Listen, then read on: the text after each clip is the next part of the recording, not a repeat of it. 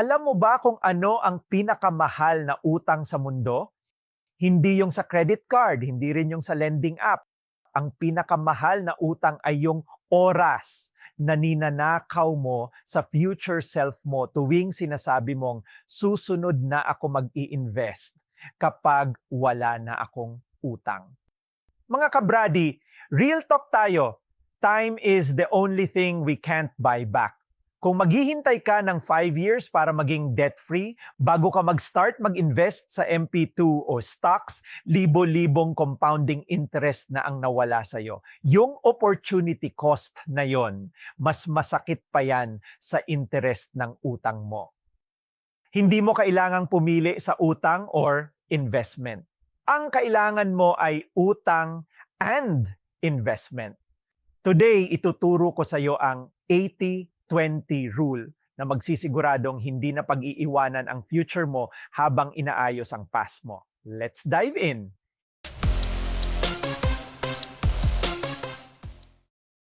Bago tayo mag-hybrid strategy, kailangan muna nating kilalanin ang kalaban. Sabi ko nga, hindi lahat ng utang ay pare-pareho. Pero may isang klase na kailangan mong harapin agad. The toxic debt.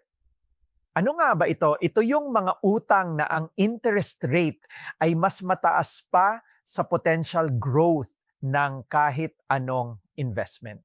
Usually, ito yung mga credit cards na 3% per month o 30% per year, mga salary loans na mabigat ang charges, o yung mga online lending apps na nanghaharas pa. So, bakit toxic? Kasi math-wise, wala kang mahahanap na investment na magbibigay sa'yo ng 30% na tubo guaranteed. So, kung may toxic debt ka, kailangan natin tong seryosohin. Kailangan natin tong harapin. Pero, ito ang plot twist. Habang hinaharap mo ang toxic debt mo, hindi ibig sabihing hihinto ka ng tuluyan sa pag-i-invest. We have to learn how to do both at the same time.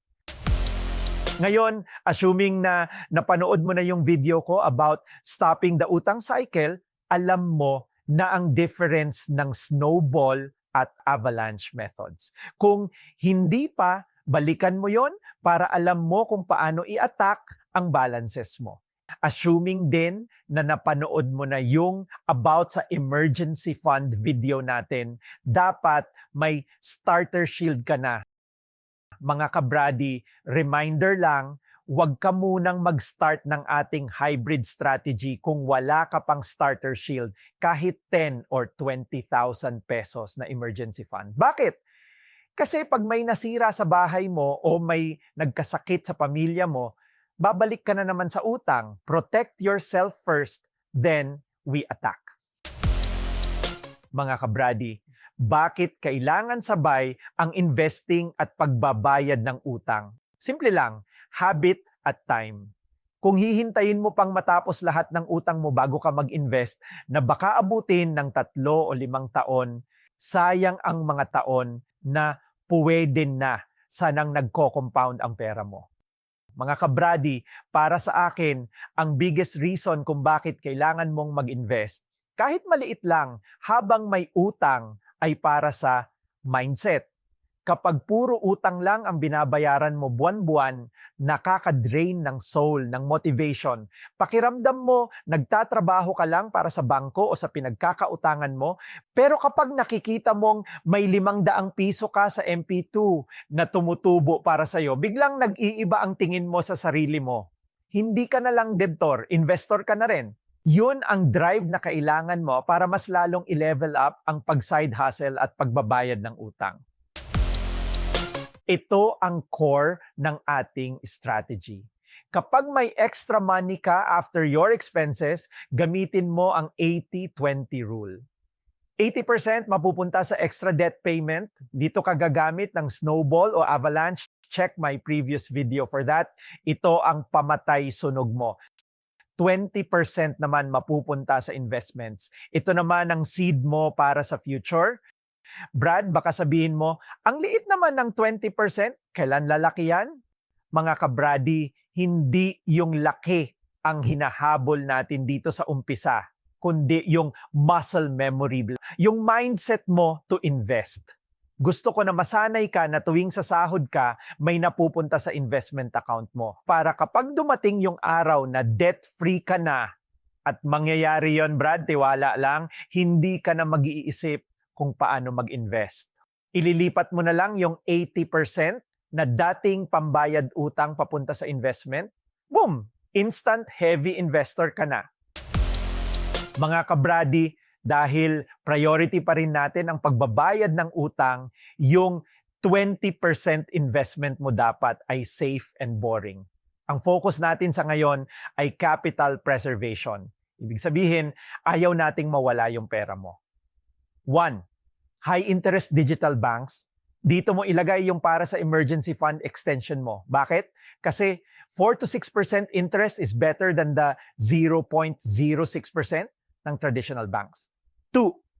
Pag-ibig MP2 para sa long term. Tax-free at government guaranteed at na nagbibigay ng 6 to 7% interest. Brad, iwas muna tayo sa high-risk investments.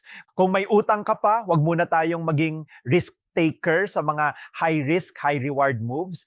Ang priority natin ngayon ay stability, hindi jackpot. Tapusin muna natin ang utang bago tayo maging aggressive sa investing. Isipin mo to, Brad, after 6 months ng hybrid strategy, nabawasan ang utang mo at may kita ka pa sa investment mo. Alam mo yung feeling na yan? That's freedom knocking at your door. Hindi ka na biktima ng sitwasyon mo. You are now in control. Ang utang, parang ulan lang yan, lilipas din. Pero ang investment, yan ang punong magbibigay sa'yo ng lilim sa future. Kaya wag mong hintayin na tumila ang ulan bago ka magtanim. Gawin mo na pareho ngayon. Brad, hihintayin mo pa ba yung perfect time bago ka mag-invest? Spoiler alert, walang perfect time. Ang meron lang ay ngayon. Umpisahan mo sa 80-20. Patayin ang toxic debt at buhayin ang investment. If you feel stuck, balikan mo yung video ko sa Stop the Utang Cycle para ma-set up mo yung snowball strategy mo. Huwag kang ma-pressure, Brad. Hindi tayo nagmamadali. Ang mahalaga, hindi tayo nakatigil. Kung nakatulong to sa'yo, hit that like button and subscribe. Share this with a friend na kailangan din ng financial boost. This is Investing Brady. Tandaan, hindi mo kailangang maging debt-free bago ka magsimulang bumuo ng yaman para sa kinabukasan mo. Keep investing in yourself. Kita-kits sa next video.